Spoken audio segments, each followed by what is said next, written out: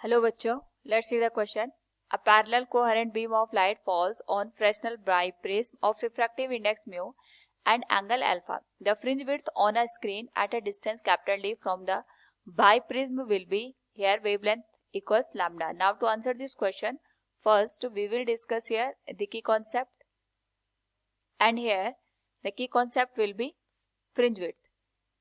And due to the interference, we get the different fringes, and the distance between two successive bright or dark fringe is known as fringe width, which is denoted as lambda into capital D divided by small d. Here capital D is the distance between screen and source, and small d is the distance between the given sources. Now to answer this question, first we will understand it कि हमारे पास दो parallel coherent beam of light दे रखी है जो कि Fresnel biprism पे, जिसका रिफ्रैक्टिव इंडेक्स म्यू है और एंगल अल्फा के बराबर गिवन है. यानी ये एंगल अल्फा है, ये वाला एंगल भी अल्फा है, और इस पे जो लाइट रे है वो कुछ इस तरीके से यहाँ पे पैरेलली इंसिडेंट कर रही है. नाउ जैसे ये लाइट रे यहाँ पे इंसिडेंट करेंगी, यहाँ पे रिफ्रैक्शन अकर होगा. तो सपोज यहाँ पे अगर हम बात करें, ये हमारे पास जो लाइन हमने ड्रॉ की है इट इज नॉर्मल, तो ये एंगल हमारे पास यहाँ पे इंसिडेंट एंगल का काम करेगा. क्योंकि यहाँ पे ये एंगल अल्फा है, this angle will be 90 degree, क्योंकि पैरेलली ये इंसिडेंट कर रही है. तो ये 90 माइनस अल्फा हो जाएगा यहाँ पे. इट विल बी, अगर मैं इसको अलग से लिखूं 90 माइनस अल्फा, तो जो ये एंगल बनेगा it will B also alpha. यानी इंसिडेंट एंगल इस पर्टिकुलर रिफ्रैक्टिव सरफेस के लिए अल्फा का यहाँ पे हमें फॉर्म होगा. और अगर हम बात करें इसको हम प्रिंसिपल एक्सिस कंसिडर कर लेते हैं यहाँ पे. तो यहाँ पे रिफ्रैक्शन के बाद ये जो लाइट रे है it will deviate from the normal, ये नॉर्मल से अवे यहाँ पे डेविएशन को अकर करेगी. तो इस तरीके से हमें यहाँ पे एंगल ऑफ रिफ्रैक्शन मिलेगा. This will be angle of refraction, that will be r. इसी तरीके से हमारे पास यहाँ पे जो सेकंड लाइट रे हमने कंसिडर किए, इसको फर्स्ट मान लेते हैं, दिस विल बी सेकंड.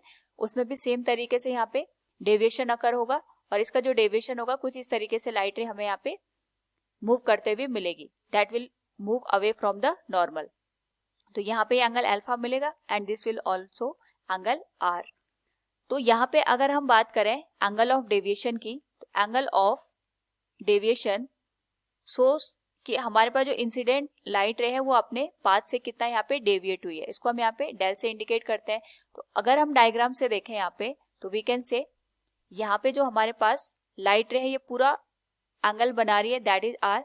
अगर हम इसको यहाँ पे रिफ्रैक्शन ना देते तो जो ये लाइट रे है सीधे इस तरीके से पैरेलली मूव करती.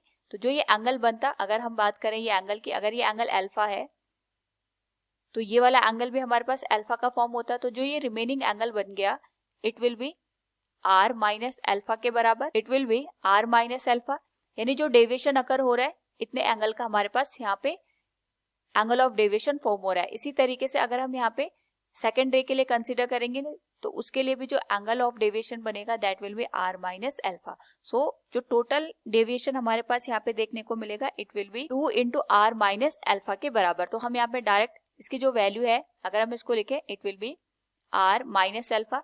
नाउ इस अल्फा को और आर को हम यहाँ पे रिफ्रैक्टिव इंडेक्स के टर्म में कन्वर्ट कर सकते हैं. Will be equation number first, इसको हम यहाँ पे इक्वेशन नंबर फर्स्ट का नाम दे देंगे. नाउ यहाँ पे जो रिफ्रैक्शन है ये बाइप्रिज्म से लेके एयर में हो रहा है. अगर हम यहाँ पे ऑब्जर्व करें तो यहाँ पे अगर हम इसके लिए स्नेल्स लॉ का यूज करेंगे, क्योंकि refraction from biprism to air है, तो बाय यूजिंग स्नेल्स लॉ का यूज करके we can write here refractive index of biprism it will written as 1/μ equals, जो इंसिडेंट एंगल है ये अल्फा के बराबर है और रिफ्रैक्टिव एंगल हमारे पास यहाँ पे आर के बराबर है. क्योंकि यहाँ पे जो भी एंगल बनते हैं ये स्मॉल एंगल बनते हैं, so for small angles sine alpha की जो वैल्यू होगी अप्रोक्सीमेट अल्फा के बराबर लेंगे, और साइन आर के लिए जो अप्रोक्सीमेट वैल्यू आएगी that will be approximately r के बराबर. So from here we can write alpha divided by r equals 1/μ. So from here we can write r equals alpha into mu. ये equation number second हो जाएगी. So from equation 1 and equation 2 हमारे पास जो del की value आएगी we can write del will be written as r minus alpha. तो हम यहाँ से r को रिप्लेस करके अल्फा के टर्म में लिख सकते हैं. So it can be written as alpha into mu minus alpha. Alpha common आ जाएगा, so it will become mu minus 1. This will be equation number third. Now इस केस में बेसिकली हमें यहाँ पे फाइंड आउट करना है द फ्रिंज विड्थ, हमारे पास यहाँ पे जो फ्रिंज विड्थ की वैल्यू आएगी उसके लिए हमें कैपिटल डी और स्मॉल डी का रिलेशन फाइंड आउट करना है. We will use the diagram for this. जो स्मॉल डी है ये हमारे पास यहाँ पे दोनों जो सोर्सेज है जहाँ पे रिफ्रैक्शन हो रहा है, जहाँ पे हमने लाइट रे को कंसिडर किया है, इनके बीच की जो डिस्टेंस है ये हमारे पास स्मॉल डी के बराबर बनेगी. और अगर हम यहाँ पे स्क्रीन को प्लेस कर देते हैं इस तरीके से, तो स्क्रीन और सोर्सेज के बीच की जो डिस्टेंस है ये कैपिटल डी के बराबर होगी. इस पर्टिकुलर केस में जो थीटा हमारे पास बना है वो एंगल ऑफ डेविएशन के बराबर बनेगा. तो इसके लिए we can use the relation d will be given as r into theta.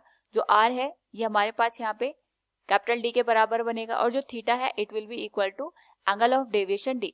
और जो थीटा है ये हमारे पास यहाँ पे 2 टाइम्स बनेगा क्योंकि जो हमारे पास दोनों लाइट रेज हैं ये एंगल ऑफ डेविएशन शो करेंगे. तो जो भी एंगल की वैल्यू बनेगी it will be 2 times of the del. So from here we can write जो डेल की वैल्यू निकल के आई है, अगर हम इसको यहाँ पे प्लेस करें, it can be written as mu minus 1 into alpha.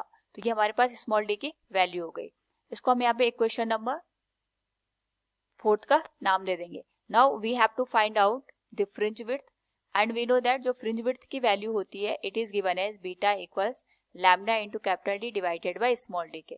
तो यहाँ से अगर हम कैपिटल डी और स्मॉल डी का रिलेशन फाइंड आउट करें और स्मॉल डी को यहाँ पे रिप्लेस कर दें बाय इक्वेशन 4, तो ये हो जाएगा capital D into 2 into alpha into mu minus 1 के बराबर.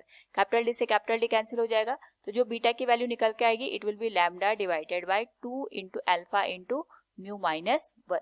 This will B the value of fringe width. So from the given question we can say here the fringe width on screen at a distance capital D from the biprism will be lambda divided by 2 into mu minus 1 into alpha. Option A will be the correct one. Hope all you understood it. Thank you and best of luck.